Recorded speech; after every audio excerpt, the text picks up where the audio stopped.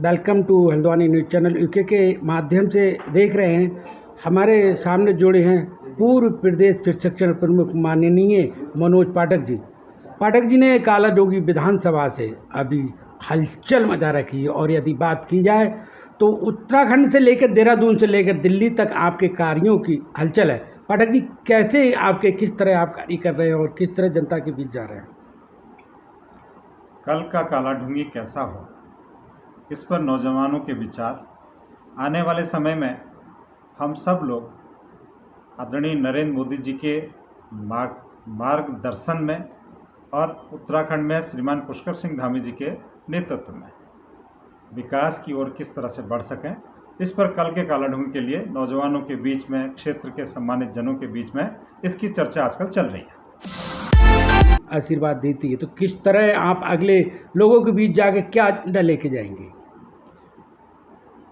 वो जो पंडित दीनदयाल उपाध्याय जी ने एक सपना देखा था कि राजनीतिक क्षेत्र में, राजनीतिक के माध्यम से सरकार की ओर से जो काम करने वाले लोग हैं, अंत्योदय में अंतिम छोर का जो व्यक्ति है उसकी आर्थिकी बढ़े, उसका विकास हो, वही संकल्प को लेकर के लगातार कामों में प्रयासरत रहना, ये हमारे संगठन का, पार्टी की रीति नीति होती है। उसी को आगे बढ़ाने का काम हम सब लोग मिल करके करते हैं। जंतर मंत्र, उसके पक्ष में आप कुछ करने वाले हैं, कुछ ऐसा प्रोग्राम? मैं देखना चाहता हूँ जिस तरह से नौजवानों का दुरुपयोग वहाँ पर किया गया। निश्चित रूप से उत्तराखंड का नौजवान, यहाँ का जैनजी, वो भी राष्ट्रीयता और भारतीयता से ओतप्रोत है। कहीं न कहीं आने वाले 15 अगस्त में हर हाथ को तिरंगा, हर घर को तिरंगा, इस मुहिम को लेकर के, राष्ट्रीयता और भारतीयता को लेकर के उन विचारों को हम आगे बढ़ाएं, राष्ट्र प्रेम से ओतप्रोत होकर के कोई न कोई कार्यक्रम ऐसा करें, ऐसा भाव हमारे जैनजियों के मन में है, उसको व्यवहार में लाएंगे। अभी हैट्रिक की क्या है? लगातार हैट्रिक बनेगी ना। हैट्रिक मुझे लगता है बहुत अच्छी स्थिति है।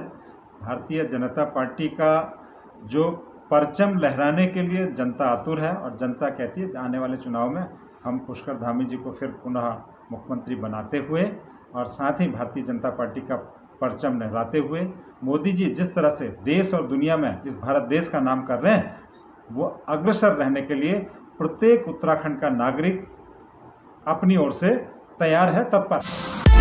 जब कांग्रेस पार्टी भी मजबूत दिखाई दे रही है, उत्तराखंड चुनाव नज़दीक है, कहीं भी हमको नहीं दिखाई देती है, कहीं उसकी प्रत्यक्ष उपस्थिति नहीं दिखाई देती है।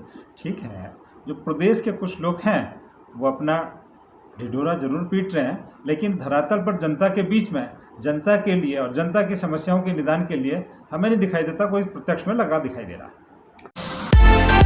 है। जो विचार है उनसे आप किस तरह सहमत और क्या कहना चाहते हैं उनके लिए? 2 शब्द। जैसे उन्होंने 2014 में भारत के प्रधानमंत्री के रूप में अपना पदभार संभाला था और वो जो गरीब के खाते खुलवाए थे, गरीब के लिए ही, गरीब के लिए शुरुआत की, बहुत सारी चेनें ऐसी बनी और भारत को देश और दुनिया में जिस तरह से नाम किया, वो अकल्पनीय काम है। कश्मीर की बात हम कहें, धारा 370 की बात कहें, वो हटाने की बात कहें, तो जिस तरह से राष्ट्रीयता और भारतीयता उनके विचारों में, उनके कर्मों में, उनके कार्यों में, जो सरकार के एजेंडे में दिखाई देता है, वो निश्चित प्रशंसनीय है।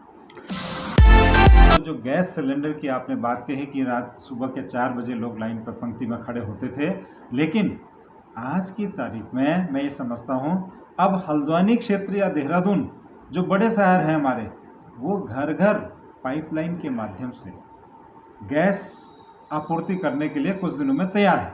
और मुझे लगता है कि हर किचन तक गैस जो है वो सिलेंडर की आवश्यकता भी नहीं पड़ेगी और सीधे सीधे जो है गैस पहुंचने वाली है सब जगह। ऐसी तैयारी बिल्कुल पूर्णतया हो चुकी है। आजकल हाईवे आप जो 4 घंटे का सफर होता है वो 2 घंटे में हो जा रहा है, तो इस उपलब्धि को क्या कहेंगे? ये प्रत्यक्ष है। इतनी द्रुत गति से दिल्ली को हम लेते हैं तो धौला कुआं का जो हमारा चौक था, हमारा एयरपोर्ट जाने के लिए बहुत सारी फ्लाइटें छूट जाती थी। आज दिल्ली का चित्र दूसरा हो गया। दिल्ली से आप हल्द्वानी लीजिए, दिल्ली से आप देहरादून लीजिए, देहरादून से दिल्ली पहुंचने के लिए मात्र 2.5 घंटे में बहुत सहजता से। आज मैं देख रहा था किसी हमारे परिवहन निगम की कोई बस थी, उसका एडवर्टाइजमेंट में देख रहा था कि गुड़गांव में 3 घंटे में जो है देहरादून से बस पहुंच रही है। इससे हमारे लिए सौभाग्य की बात और क्या हो सकती है। परिवहन के क्षेत्र में, रोडों के क्षेत्र में अभूतपूर्व जो काम देश में हुआ है वो निश्चित प्रशंसनीय है। इसके लिए मोदी जी को हम बहुत धन्यवाद देते हैं। पाठक जी, आप भी तैयारी में लगे हैं 2027 की, तो क्या जनता से अपील करते हैं? जनभावनाओं की, उनकी जो क्षेत्र की समस्त जनता है उनकी जनभावनाओं के अनुरूप विकास हो, यहाँ के काम हो, उस कामों में खरा उतरने में भारतीय जनता पार्टी कोई कोर कसर नहीं छोड़ेगी, ऐसा मेरा मानना है।